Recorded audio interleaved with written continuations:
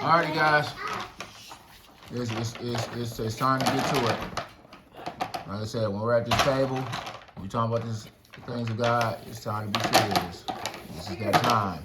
Now, can anybody tell me what you did yesterday? There was this girl. Huh? A girl. All right, we talked about a girl. She has the name the same name as somebody that we know and love. All right. Why is Ruth important? Because she had a job. Huh? She had a baby. She's gonna have a baby. That is true. She is gonna have a I have a baby. baby. I know. Oh yeah. We're working so hard. Yep. Ruth was a hard worker. Now, Just like the boy. what is it? Ezra.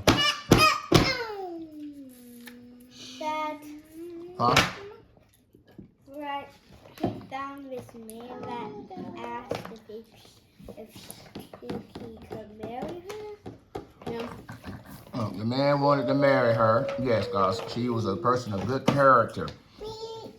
In this story, remember, what has happened? Remember, God kept his promise to the people of Israel.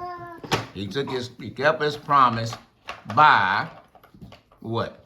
He delivered them from Egypt. Remember, they were in Egypt because of Joseph.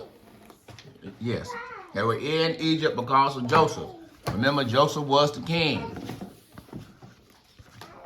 So now what are you doing with it? And throw that away. And so, What did you throw away?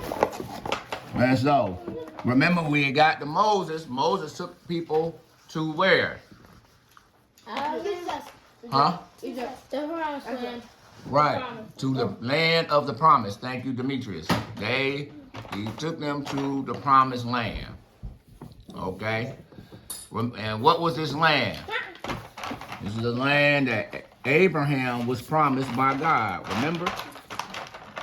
They have been living in the land for a long time, a few generations, and the people were very wicked. All right? And so in the midst of the very wickedness of these people, we get a story about Ruth. This Ruth is important because, sit down. Ruth is important because what? God had made a promise in Genesis that one day someone was going to come to make things right. He was going to send somebody. It's going to be an actual person. That person has a family. Ruth is a person that in the midst of all of Israel's wickedness, she was somebody that will be used. Again, remember at the same time that Ruth is happening, not Samuel, but we have the story of Samson. Dad. Here. Dad. We have Samson in the same way, in the same time as Ruth. All right. Today's story. Huh? Yes, this is all happening during Judges. And so when you read the book of Judges, the book of Ruth is happening as well. Judges is how the people were living and governing themselves in their land. Remember, God said y'all can do whatever y'all want to do, but not sin. And so they were living. Now, we're going to get to the point where people are so wicked, they're going to try to replace God in their lives. Sit down. Do y'all hear me? Sit down. They want to replace God. And so we're going to find out what is going to make the people want to replace God today.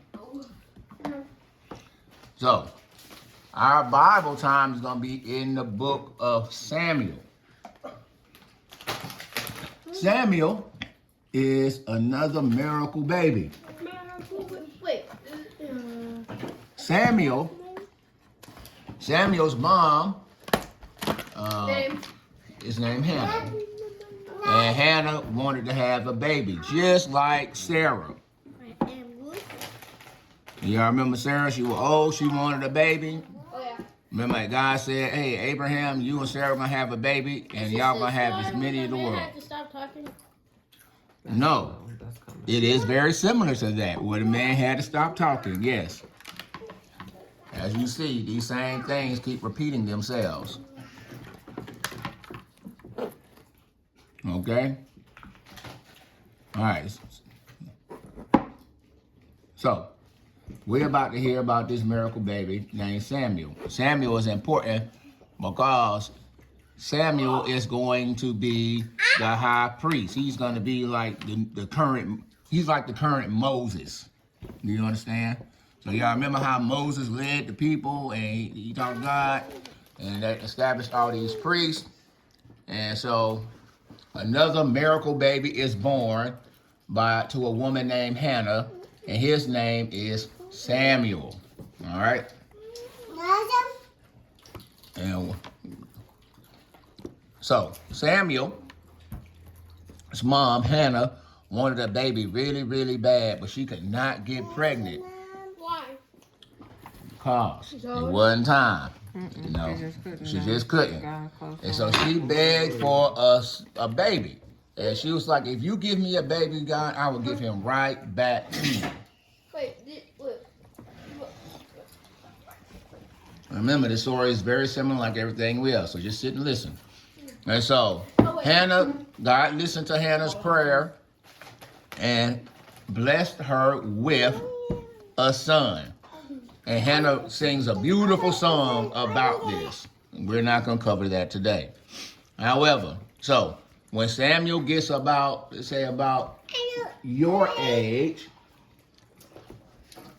let's say about Ezra's age, she says, hey, I'm going to take him to the temple of God and give him to the high priest so he can serve the Lord in the temple. Okay? So Samuel goes to the temple and he grows up. The person in charge of the temple is named Eli.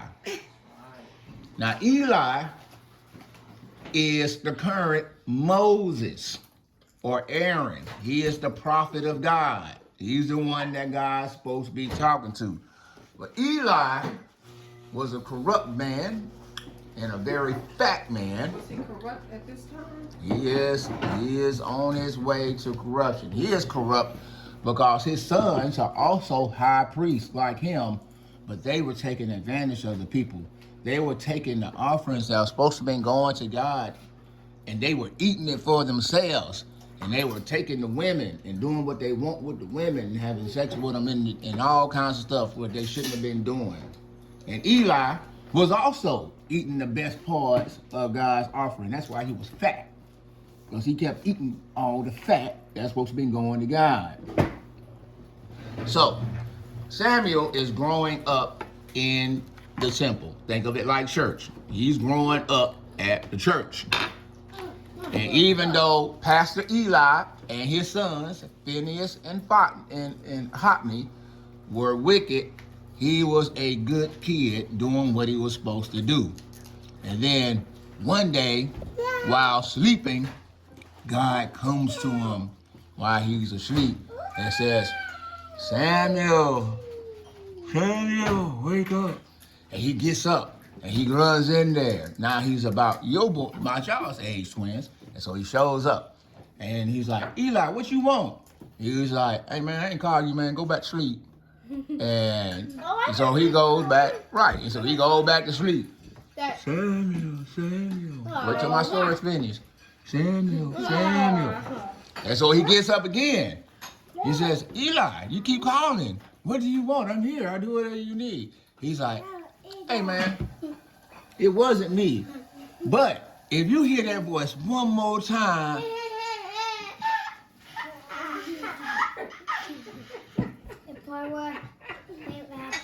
and so Eli says, if you hear the voice one more time, that's God.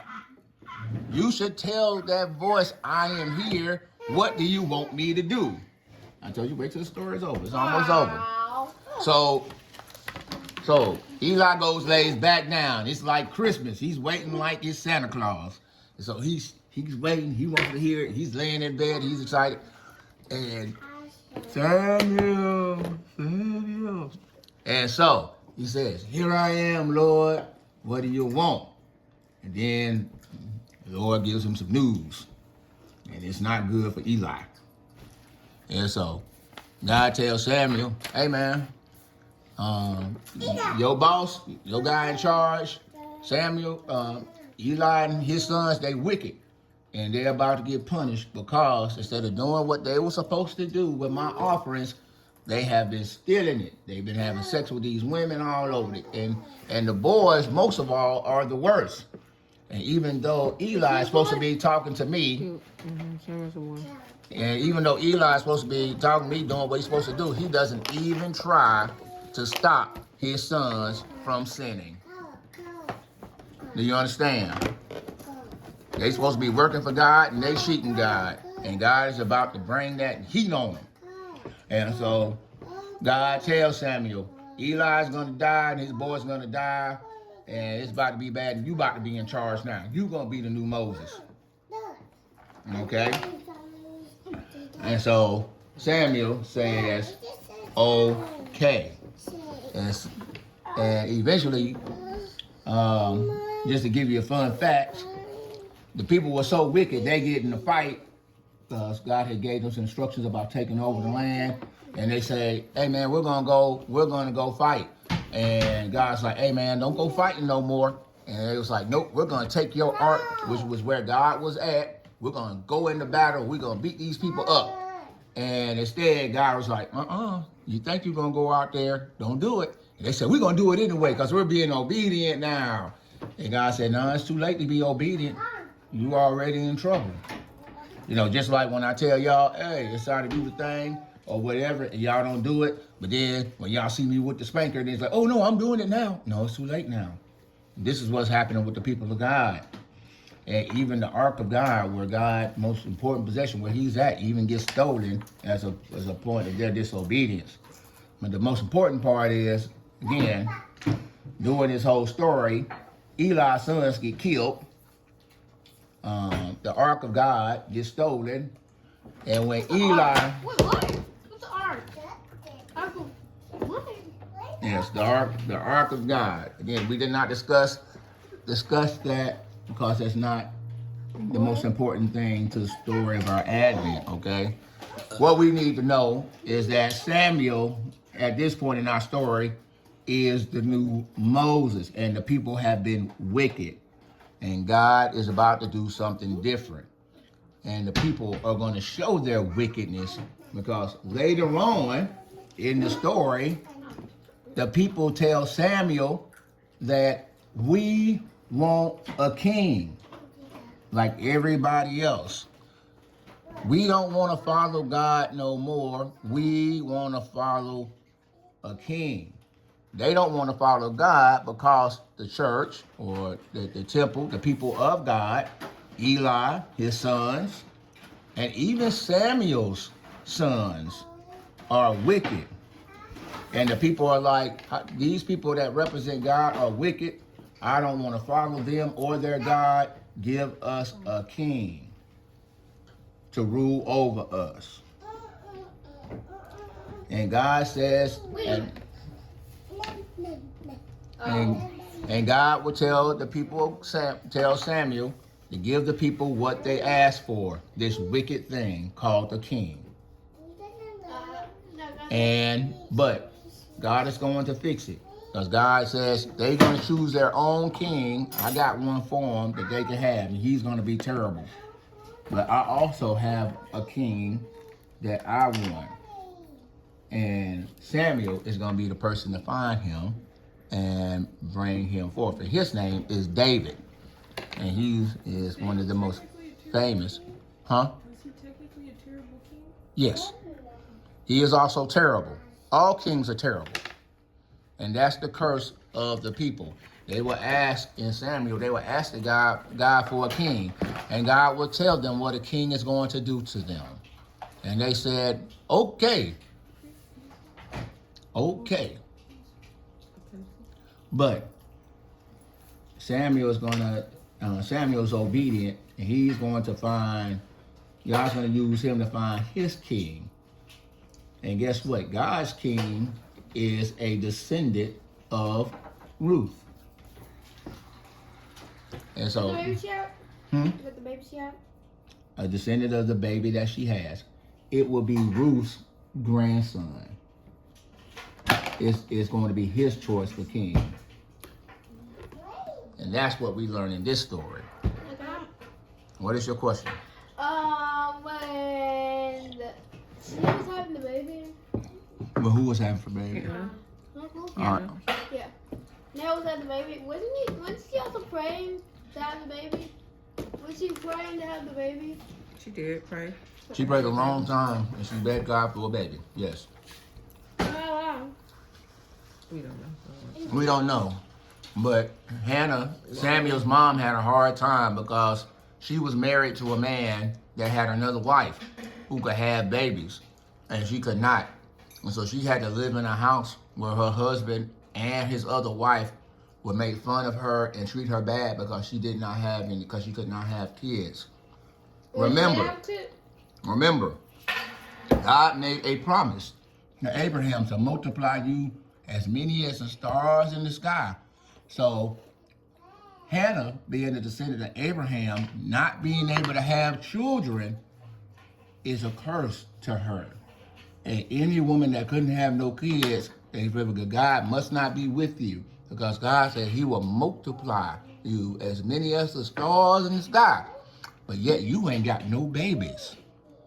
That means God don't want to multiply you. And so they made fun of her and treated her bad, because it's like, obviously God is not with her, because there's something wrong with her. Do you understand? And so she begged, because she's like, look, I do these things, please, I want a baby. And they'll start making fun of me. I've been good, please, I'll even give you the baby back. And God heard her and was like, I will give you a baby, and your baby will rule over everybody as the high priest. And that baby's name is Samuel. But unfortunately, again, just to recap, stop it.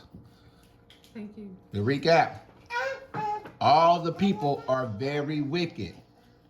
And even though Samuel is in charge, and even though Samuel does a good job leading the people say, hey, we want a king like everyone else.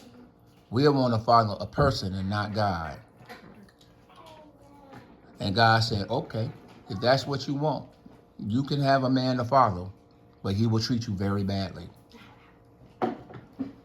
And they say, okay. And so, kings, know this, a king is generally a curse to his people. Okay? Whenever you follow man instead of following God, it will go bad for you. A man is not a god. What about Queen Elizabeth? She is terrible. Yes, a lot of people that look like us were slaves because of her family. And her family. In Africa. And even in Africa, the way they did people that look like us, Queen Elizabeth, was terrible. Right, and she also perpetuated it as well. But she continued it. She didn't stop that. Right, It was something that the monarch. And the Crown didn't really seem like she was extra nice. I haven't watched the beginning though. no, it don't. Her family is not nice, because it's her family that took over the slave. The reason that we're here in America, the part of slavery that we got part of, is probably the stuff under her. In the 1580s is when Queen Elizabeth's family and the Crown took over the transatlantic slave trade. They were the big players in it. All our founding fathers are British. They were rebelling against the Queen's family when they founded America. You understand? They were British. Stop. You had to go to the bathroom. They were British. And the Queen and her family is in charge. And so they've always been hostile towards us. People that come from where we come from. But that's a whole nother story.